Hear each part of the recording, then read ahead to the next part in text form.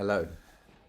Today I'm going to discuss the science of hope, gratitude, and motivation, and why mindset science matters.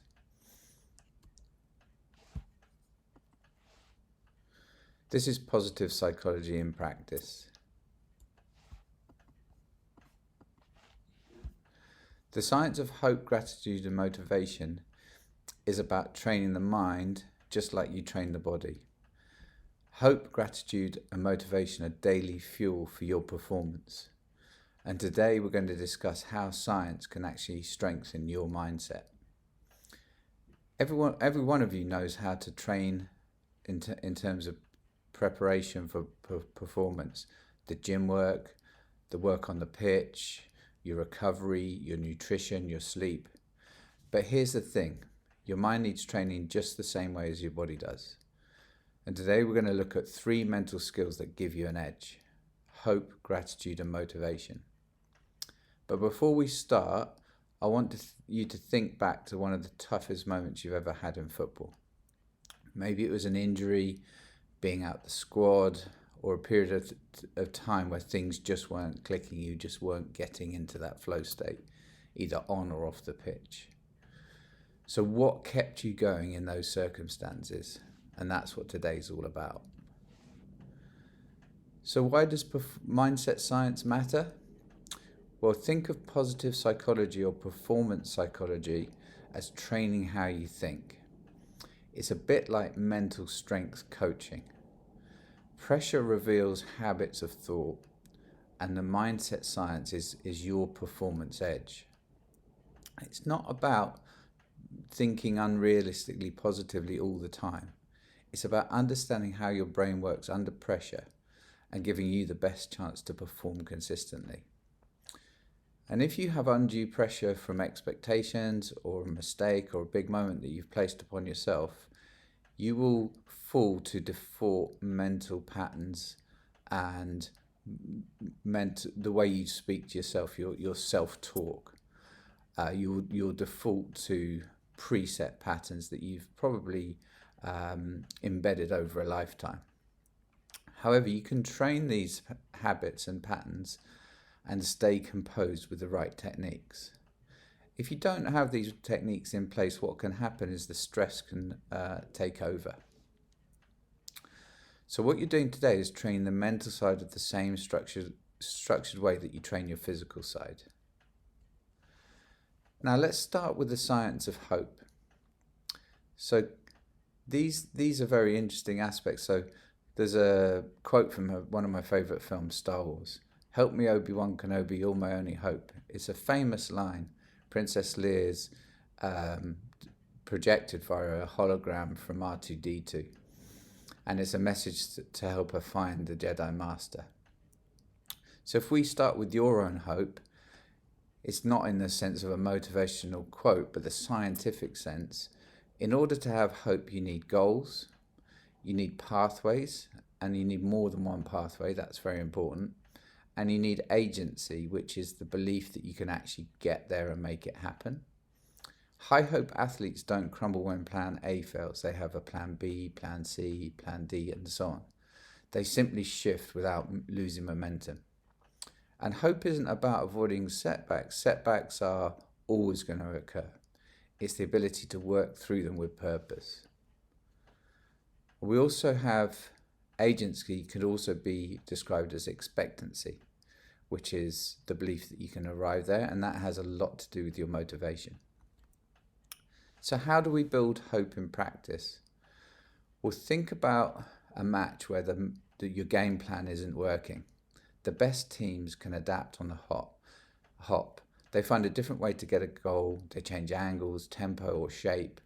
That's pathways thinking.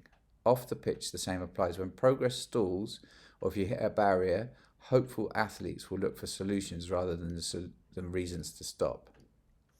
You build hope by setting clear goals, finding a couple of pathways, and acknowledging small wins along the way.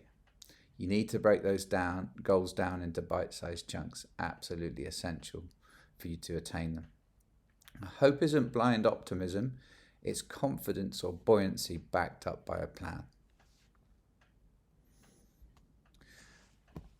The next little sneaky little habit or method of reinforcing your mental strength is about gratitude. You may have read a little bit about this recently. It's widely talked about in the press these days. So the science of gratitude is that if you're grateful for something, you by default can't feel entitled to that. We all know that we need to earn our stripes. Nothing comes for free. You've got to prove your worth on the pitch, hard training, good character, good values, embodying them into your identity. And a way to do this is to simply be grateful for 1 to 3 things on a daily basis. One very good time to do this is when you reflect on your day, what's gone well, what are you grateful for, and then you can also reflect on what might need a little bit of work towards the end of the day. We can also bookend our days. The beginning and the end of our days are a very good time for mental reflection and gratitude practices. So the reason this works, it involves 2 key chemicals, brain chemicals, neurotransmitters, which are associated with success in sport, success in business. And those are dopamine and serotonin. These are very closely linked to motivation, focus, and remaining calm under pressure. It also shifts your attention from what's going wrong to what's going right in your life. And in a team setting, gratitude strengthens trust, connection, and communication. All of these drive optimum performance. When you regularly recognize what's working, your brain becomes more resilient under pressure. If we look at gratitude in action, that gratitude fuels connection, and connection fuels motivation. You can say at the end of the day, who helped me today? Was it a teammate? Was it the coach? Was it a coaching point? Was it one of the performance stuff? Was it the nutritionist? Start your day every day thinking, what am I grateful for? Reflect at the end of the day for the time of reflection. Now, when we look at gratitude, we can then look at how to apply this into the science of motivation. And actually this equation, the science of motivation, is really interesting. So once we've got some hope, once we've got some gratitude, we need to maintain motivation in the face of adversity. And this science of motivation equation is quite simple. We have value times expectancy, which will drive your motivation, over impulsivity and delay, which will reduce your motivation. Motivation isn't random, it follows a predictable formula. Value is how much something matters to you. We also have character values and virtues and strengths. Expectancy is your belief that you can succeed. If we think back to the hope pathways, that's your agency. Delay is how far we are away from our reward. And when value and expectancy are high, you're motivated. And when impulsivity and delay are high, motivation can collapse. Could think of some examples where this might be the case if, for example, you've got a long-term injury with a long-term rehabilitation program. The key around this is to raise value and expectancy and reduce impulsivity and delay. Impulsivity is things like, I'm hungry, I'm just going to eat the chocolate bar. Whereas you'd be thinking in the right way is to delay gratification in order that you achieve your long-term goals. So here's an example. Rehab could be seen as low value. It's repetitive. There's so many sessions. You could be having a little bit of negative self-talk. I'm never going to be back to 100%. So your expectancy is low, and it may be months until you're going to be match fit again. However, we can reframe this. Every session gets me closer to helping the team. Your value goes up, and your expectancy, just deal with today. Get your session right, make a tiny bit of progress, and your expectancy will go up and the delay will feel shorter. It's a really, really important aspect, as well as visualizing the healing process, and that's a subject perhaps for another talk, but where the mind goes, the body really will follow. So this is the same process whether you're rehabbing, doing extra training sessions, working through a challenging period in your career. The mental story you tell yourself influences the maths of motivation. Now let's start to bring this all together. So hope plus gratitude plus motivation equals high mental performance. Hope builds a belief in the future. That's our expectancy. Gratitude anchors us in the present time, and it reduces impulsivity. And together they sustain motivation, and they also cross over into resilience and purpose. Here's a little quote for you. Hope gives direction. Gratitude gives strength. Motivation makes it happen.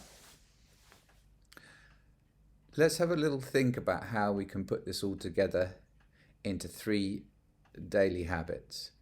So we can do a morning hope check. What one thing can I move forward to today? We could also expand that into the power of 3. So what 3 things can I get right today, and focus on just 3 things, not an endless list, 3 key focuses. Post-training gratitude, who or help me improve today? And then let's remember why we're in this game. Why do I love this game? What motivates me in the longer term? Am I doing the best for myself and my family? Football will end one day, but purpose, gratitude and hope don't. So please keep training them. Thanks a lot, lads, for listening. I'm happy to answer any questions or do a deeper dive into any part of this, and I'll produce a little sheet to help you sustain this and remember some of the key concepts that we've been through today.